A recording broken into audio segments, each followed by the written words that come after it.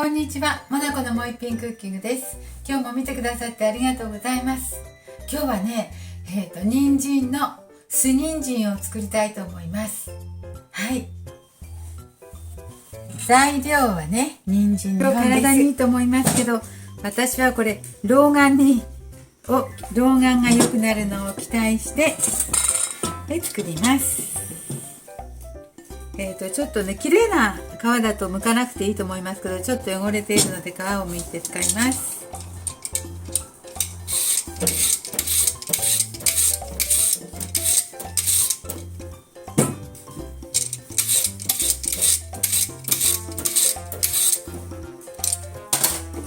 はい、適当に綺麗じゃなくてもところどころ。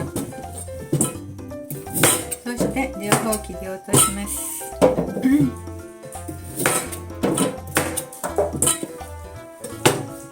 はい、人参と酢ですからね、体に良くないわけありませんね。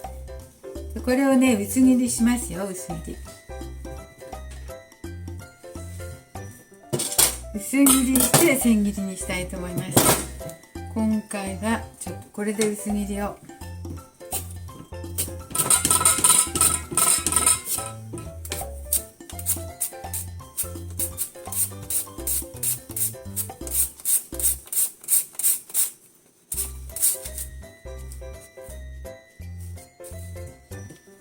こういう風に切って、これをね、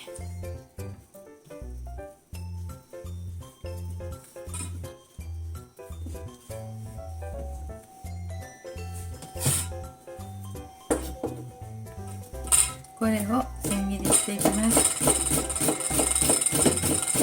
はい、2本ともこういう感じで薄く切ります。切ってしまいますね。あとはとても簡単ですよ。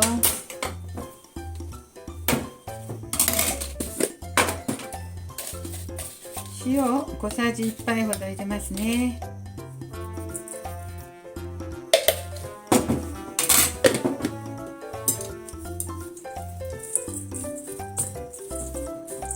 はい、塩を混ぜてしんなりとさして、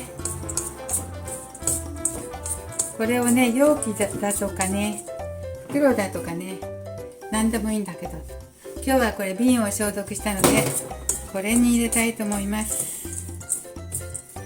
入れてからね、酢と蜂蜜も入れます。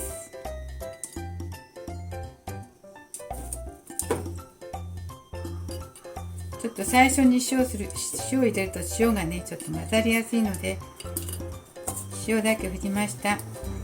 蜂蜜入れます。蜂蜜は大さじ1杯ほどか2杯でもいいですけど、大さじ1杯ほど入れました。人参のね、甘みもあるしね。酢は 100cc ほど入れます。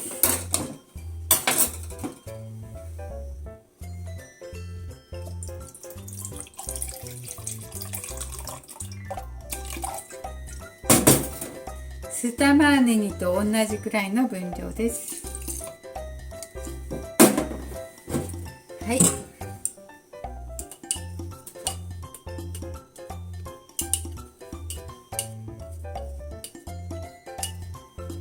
こんな感じです。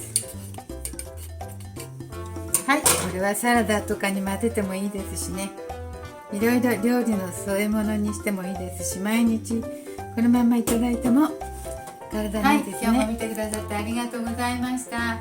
酢人参作りました。簡単にね、つけるだけなのでとても簡単です。毎日少しずつ食べたら体も調子いいと思います。はい、今日も見てくださってありがとうございます。してみてください。